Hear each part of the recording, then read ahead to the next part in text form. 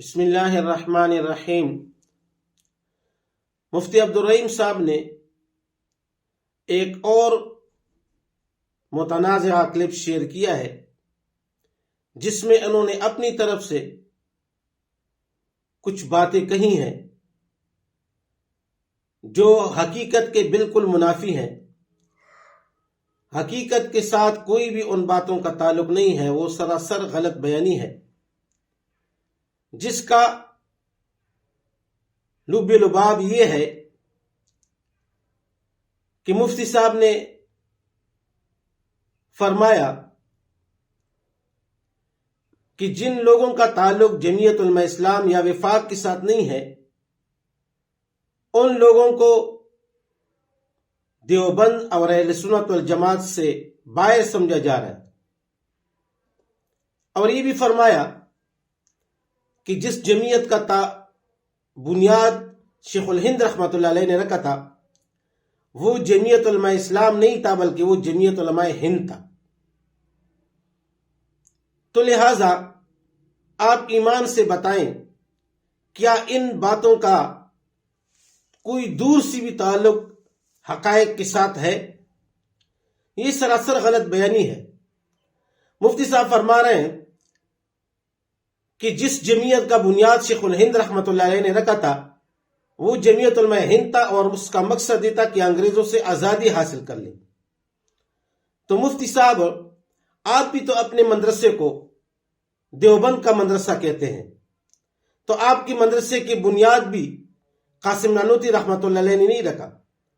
بلکہ قاسم نانوتوی رحمۃ اللہ علیہ نے جس مدرسے کا بنیاد رکھا وہ دارالعلوم دیوبند تھا، اور اس کا مقصد یہ تھا کہ انگریزوں سے آزادی حاصل کر سکے۔ تو آپ اپنے مدرسے کو دیوبند کا مدرسہ کس طرح کہتے ہیں؟ آپ کے مدرسے کا بنیاد تو قاسم نانوتوی رحمۃ اللہ علیہ نے نہیں رکھا، یہ تو وہ دارالعلوم دیوبند نہیں ہے۔ کیسی بچوں والی باتیں کرتے ہیں مفتی صاحب؟ ظاہری بات ہے بچوں والی باتیں تو آپ اسی لیے کرتے ہیں کہ آپ کے سامنے بچے بیٹھے ہیں، اس لیے آپ ان بچوں والی باتیں کرتے ہیں۔ اور دوسری بات، مفتی صاحب آپ یہ فرما رہے ہیں کہ جن لوگوں کا تعلق وفاق یا جمعیت علماء اسلام کے ساتھ نہیں ہے ان کو دیوبند سے خارج سمجھا جاتا ہے، ان کو اہل سنت والجماعت سے خارج سمجھا جاتا ہے۔ مفتی صاحب کتنے علماء دیوبند ہیں پاکستان کے اندر جن کا تعلق جمعیت علماء اسلام کے ساتھ نہیں ہے، لیکن ان کو موجودہ دور کے اندر اکابر سمجھا جاتا ہے، اہل سنت والجماعت کا سرمایہ سمجھا جاتا ہے، جس طرح کے مفتی شیخ الاسلام حضرت مولانا مفتی تقی عثمانی صاحب مد ظلہ العالی، وہ باقاعدہ طور پر وہ جمعیت علماء اسلام کا رکنیت فارم نہیں بھرتے، نہ جمعیت علماء اسلام کی سیاسی سرگرمیوں میں شرکت کرتے ہیں، لیکن ان کو کون ہے جو ان کو دیوبندی اور سنی نہیں سمجھتا؟ بلکہ وہ تو موجودہ دور کے اندر اکابر میں سے ہیں، اہل سنت والجماعت کا سرمایہ سمجھا جاتا ہے ان کو، اور قائد جمعیت کا ان کے ساتھ کتنے قدر و احترام کا رشتہ ہے، کتنی محبت ہے قائد کی ان کے ساتھ کہ اکثر مواقعوں پر ان سے مشورہ کیا جاتا ہے۔ اور وفاق المدارس کے لیے ابھی جب صدر کا انتخاب ہونا تھا تو قائد جمعیت ہی نے مفتی تقی عثمانی صاحب کا نام پیش کیا صدارت کے لیے۔ اور کتنے مدارس ہیں پاکستان کے اندر جن کے محتممین یا ان کے مدرسین کا تعلق جمعیت علماء اسلام کے ساتھ نہیں ہے، لیکن کسی نے بھی ان مدرسوں کو نہ غیر دیوبندی سمجھا ہے اور نہ غیر سنی سمجھا ہے، بلکہ ان کو دیوبندی مدارس اور سنی مدارس ہی سمجھا جاتا ہے۔ کتنے علماء دیوبند کی جماعتیں ہیں پاکستان کے اندر جن کا تعلق جمعیت علماء اسلام کے ساتھ نہیں ہے، وہ اپنی نظم سے منسلک ہیں، اپنی جماعت کے ساتھ ان کا تعلق ہے، لیکن ان جماعتوں کو نہ تو دیوبند سے خارج کیا گیا ہے نہ اہل سنت اور جماعت سے خارج کیا گیا ہے، ان جماعتوں کو دیوبندی بھی سمجھا جاتا ہے، سنی بھی سمجھا جاتا ہے۔ لاکھوں کے حساب سے طلباء وفاق المدارس کے زیر نگران پڑھتے ہیں۔ ظاہری بات ہے اب ان لاکھوں طلباء کا تعلق جمعیت علماء اسلام کے ساتھ تو سب کا نہیں ہے، باقی جماعتوں کے ساتھ بھی تعلق ہے ان میں، لیکن ان طلباء کو کسی نے بھی نہ غیر دیوبندی سمجھا ہے نہ غیر سنی سمجھا ہے، بلکہ سب کے سب دیوبندی بھی سمجھے جاتے ہیں، سنی بھی سمجھے جاتے ہیں۔ آپ کس طرح یہ بات کرتے ہیں کہ جن لوگوں کا تعلق جمعیت علماء اسلام یا وفاق کے ساتھ نہیں ہے ان کو دیوبند سے خارج کیا جا رہا ہے، ان کو اہل سنت والجماعت سے خارج کیا جا رہا ہے؟ کس نے یہ فتویٰ دیا ہے؟ کس دارالافتاء سے یہ فتویٰ شائع ہوا ہے؟ اور دوسری بات مفتی صاحب کہ جتنے میں نے ذکر کیا کہ کتنے اکابر ہیں، کتنے علماء دیوبند ہیں جن کا تعلق جمعیت علماء اسلام کے ساتھ نہیں ہے، لیکن ان میں سے کسی نے بھی یہ بات محسوس نہیں کی، کسی نے بھی یہ نہیں کہا کہ ہمارا تعلق جمعیت علماء اسلام کے ساتھ نہیں ہے یا وفاق کے ساتھ نہیں ہے تو ہمیں دیوبند سے نکالا جا رہا ہے یا وفاق یا اہل سنت والجماعت سے نکالا جا رہا ہے۔ کسی نے بھی یہ بات نہیں کہی، کسی کو بھی جو نہ یہ خوف لائق نہیں ہوا، صرف آپ ہیں کہ آپ کو یہ خوف ہے اور آپ کو یہ ڈر ہے، آپ یہ فرما رہے ہیں کہ ہمیں دیوبند سے خارج کیا جا رہا ہے، ہمیں دیوبندی نہیں سمجھا جا رہا اور ہمیں سنی نہیں سمجھا جا رہا، اس لیے کہ ہمارا تعلق جمعیت علماء اسلام کے ساتھ نہیں ہے اور وفاق کے ساتھ نہیں ہے۔ مفتی صاحب میں بتاتا ہوں کہ آپ کو یہ خوف کیوں لگا ہے۔ آپ کو یہ خوف اسی لیے لگا ہے، یہ ڈر آپ کو اسی لیے لگا ہے کہ آپ نے جو راہ لی ہے، جو راہ اختیار کی ہے، آپ نے جو راستہ اختیار کیا ہے،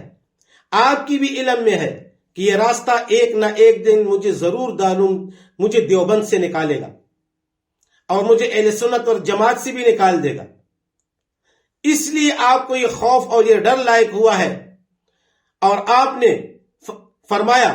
کہ اسی لیے مجھے نکالا جا رہا ہے کہ میرا تعلق جمعیت علماء اسلام کے ساتھ نہیں ہے۔ تو کل آپ کہیں گے کہ میں نے تو پہلے کہا تھا کہ ہمیں اسی لیے نکالا جا رہا ہے کہ میرا تعلق جمعیت علماء اسلام کے ساتھ نہیں ہے۔ تو آپ جب دیوبند سے اپنی راہ وہ الگ کریں گے تو پھر یہ ٹپا آپ جمعیت پر لگائیں گے کہ یہ تو میں نے پہلے کہا تھا کہ میرا تعلق جمعیت علماء اسلام کے ساتھ نہیں ہے، وفاق کے ساتھ نہیں ہے، اسی لیے مجھے دیوبند سے باہر سمجھا جا رہا ہے، میرے ادارے کو دیوبند سے باہر سمجھا جا رہا ہے۔ مفتی صاحب پہلی بات، جب بانی جامعۃ الرشید مفتی اعظم پاکستان مفتی رشید احمد صاحب مد ظل العالی کا انتقال ہوا تو کتنا عرصہ آپ لوگوں نے عقیدہ حیات النبی پر اپنا موقف واضح نہیں کیا، حالانکہ عقیدہ حیات النبی یہ علماء دیوبند کا اجماعی عقیدہ ہے۔ علماء دیوبند اس عقیدے کے قائل ہیں۔ جو عقیدہ حیات النبی کے منکر ہے نہ وہ دیوبندی ہے نہ وہ سنی ہے، لیکن آپ لوگوں نے کتنی عرصہ جو ہے نا آپ لوگوں نے اپنا موقف واضح نہیں کیا عقیدہ حیات النبی پر۔ آپ سے بار بار مطالبہ کیا گیا اہل سنت والجماعت کی طرف سے کہ اپنا موقف واضح کریں، اپنا موقف واضح کریں، لیکن آپ لوگوں نے موقف واضح نہیں کیا۔ پھر جب آپ کو خطرہ ہوا کہ اب یہ بات آگے بڑھ جائے گی، زیادہ اصرار ہونے لگا، تو پھر آپ لوگوں نے ایک چھوٹا سا پامپلیٹ شائع کیا کہ ہم بھی اس عقیدے کے قائل ہیں۔ تو آپ بتائیں مفتی صاحب، یہ دیوبند کا راستہ تھا، یہ اہل سنت والجماعت کا راستہ تھا کہ آپ جو ہے نا عقیدہ حیات النبی کے اوپر اپنا موقف ظاہر نہیں کر رہے تھے، یا یہ وہ راستہ تھا جو دیوبند سے نکالنے والا تھا؟ اور آپ کے مدرسے کے اندر کچھ مفتیان کرام کو لانچ کیا گیا تھا کہ وہ مہدودی صاحب کی حمایت کرے، ان کی صفائیاں پیش کرے۔ جب خیبر پختونخوا میں MMA کی حکومت تھی جس میں جماعت اسلامی بھی شامل تھی، تو آپ کے مدرسے کے اندر کچھ مفتیان کرام تھے جنہوں نے باقاعدہ مضامین لے کے جماعت اسلامی کے لیے، میں ان کا نام نہیں لینا چاہتا، آپ کو بھی پتا ہے وہ مفتیان کون تھے، مجھے بھی علم ہے کہ وہ کون تھے۔ آپ کے مدرسے کی طرف سے باقاعدہ مضامین لکھے گئے تھے جماعت اسلامی کی تائید میں اور آپ کے اخبار روزنامہ اسلام میں شائع کیا ہوا تھا، تو آپ بتائیں یہ جماعت اسلامی کی تائید کرنا اور ان کی صفائیاں پیش کرنا، مودودی صاحب کی صفائیاں پیش کرنا، یہ دیوبند کا راستہ تھا؟ یا یہ وہ راستہ تھا جس سے جو دیوبند سے نکالنے والا تھا؟ علماء دیوبند نے تو ان کے اوپر کتابیں لکھی. سب سے پہلی کتاب شیخ زکریا رحمۃ اللہ علیہ نے لکھی، فتنہ مودودیت. دوسری بات، پھر جب خیبر پختونخوا میں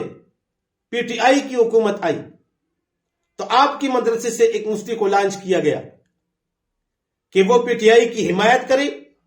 اور قائدی جمعیت کے بیانیے کو جھوٹا ثابت کرے. مفتی صاحب نے ایڑی چوٹی کا زور لگایا کہ وہ قائدی جمعیت کے بیانیے کو غلط ثابت کرے اور پی ٹی آئی کی حمایت کرے، لیکن انہوں نے بھرپور زور لگایا،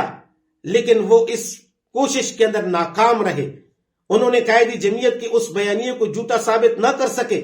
اس لیے کہ یہ بیانیہ ایک مرد کلندر مجاہد قائد ابن قائد کا تھا. اس کے لیے ہر شخص کا کام نہیں ہے کہ اس بیانیے کو غلط ثابت کرے. تو لہٰذا قائدی جمعیت کے اس بیانیے کو غلط ثابت کرنا یہ دیوبند کا راستہ تھا، یا یہ وہ راستہ تھا جو آپ کو دیوبند سے نکال رہا ہے؟ اور پھر جب عمران خان کی حکومت آئی تو آپ حضرات نے ان کی حکومت سے سرکاری بورڈ لیے. کس لیے؟ اس لیے کہ تاکہ وفاق المدارس کو توڑا جا سکے یا ان کو کمزور کیا جا سکے. لیکن اس کوشش کے اندر بھی آپ ناکام رہے. آپ حضرات کو قائدی جمعیت نے اور قائدین وفاق المدارس نے آپ کو ڈمی کر کے چھوڑ دیا.